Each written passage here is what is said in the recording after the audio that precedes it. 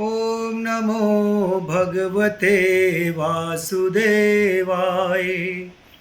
ओम नमो भगवते वासुदेवाय। ओम नमो भगवते वासुदेवाय। आइए श्रीमद् भगवद गीता के 12वें अध्याय का महत्व, कथा और सार सुनते हैं। जिसका पुत्र मरण शैया पे पड़ा हुआ हो या जो रोगों से ग्रसित हो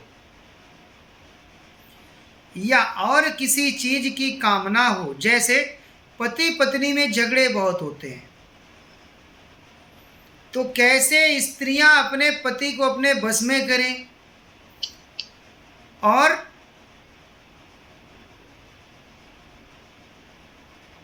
बहुत से बहनों के देवियों के विवाह के बाद तलाक हो जाते हैं 6 महीने, 3 महीने और साल भर के अंदर। तो जो इस दुख से दुखी हैं वो भगवान के श्रीमद् भगवद गीता की 12वें अध्याय को सुने और अपने कष्ट और दुखों को निवारण करें। भगवान के गीता के 12वें अध्याय को सुन के अगर आपका मन प्रसन्न हो, हर्ष हो, तो हमारे YouTube चैनल को लाइक करें, सब्सक्राइब करें और कमेंट जरूर करें, जिससे हमें पता हो पाए और ये तीनों काम करके आप अपने पुण्यों का भागी बन सके, अपना और अपने पितरों का कल्याण कर सकें। तो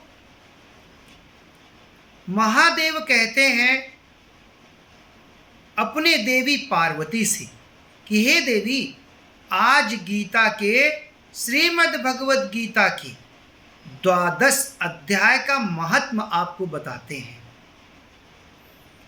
देवी बोली, सुनाइए भोले भंडारी, हम तो प्रतीक्षा में हैं। प्यारे, भगवान की कथा होती है तो घर में हमारी देवियां क्या कहते हैं, अरे आप अपना काम करो। और यहां देखिए,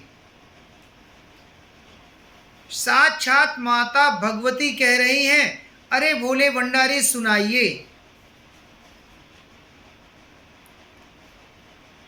कहते हैं, हे देवी, ये एक पौराणिक कथा है। दक्षिण दिशा में कोल्हापुर नगर में एक ग्राम था। वहां सभी प्राणी सुखपूर्वक जीवन व्यतीत किया करते थे। क्यों व्यतीत किया करते थे? उसका कारण था, क्यों? उस नगर में महाराज सिद्ध महात्मा लोग निवास करते थे। तो उनकी जो ऊर्जा, उनकी जो शक्ति थी ना, इस कारण से तो माता बोली, हे भोले भंडारी, क्या ऐसा होता है? तो बोले, जिस घर में संत पधार जाएं, जिस मोहल्ले में आचार्य आ जाएं, तो उस मोहल्ले में सबसे पहले क्या होगा? झगड़ा बंद हो जाएगा। यहीं से भगवान का प्रमाण देखिए। और फिर क्या होगा? उतने समय तक, जिस समय तक कथा होगी और जिस समय तक महात्मा रुकेंगे, तुम्हारे घर में एक सुख शांति होगी। तो ये 2 प्रमाण हैं और बाकी तो बहुत सारे प्रमाण अभी बताऊंगा। आप कहोगे ये जीते जागते अगर आपके अंदर बुद्धि चेतन मन है तो प्यारे जरा विचार करके तो देखिए, क्या ये जो मैंने बोला ऐसा सही है या नहीं। तब एक वहां पे माता भगवती परा अम्बा महालक्ष्मी का सिद्धपीठ स्थान भी था। कहां पर? कोल्हापुर में जो नगर था, उस ग्राम में माता महालक्ष्मी का सिद्धपीठ स्थान था। वही नगर में एक राजा निवास किया कर रहे थे। और संतों आचार्यों के कारण राजा ने अश्वमेध यज्ञ का संकल्प लिया था महाराज। अब अश्वमेध यज्ञ मोक्ष प्रदान करने वाला, सुख समृद्धि देने वाला, अरे जिस जगह भगवान की कथा हो जाए महाराज, तो वो कम से कम 200-500 मीटर में अगर छोटी कथा है तो 100 मीटर में तो मान ही लीजिए महाराज रोग दोख समाप्त हो जाएंगे। और जहां पे सख्त पीठ हो तो वहां उसके कम से कम 3-3 किलोमीटर पे जितने भी आवास बने हुए हैं, चाहे व्यापारी वर्ग हो या हमारे दुकानदार भाई हों या ग्रस्त वाले हों, कभी अपने कर्मों से परेशान हो सकते हैं, लेकिन माता की कृपा से कोई दुखी प्राणी नहीं हो सकता। अश्वमेध यज्ञ का नियम था कि उस राज्य में कोई भूखा न रहे, कोई परेशान न हो।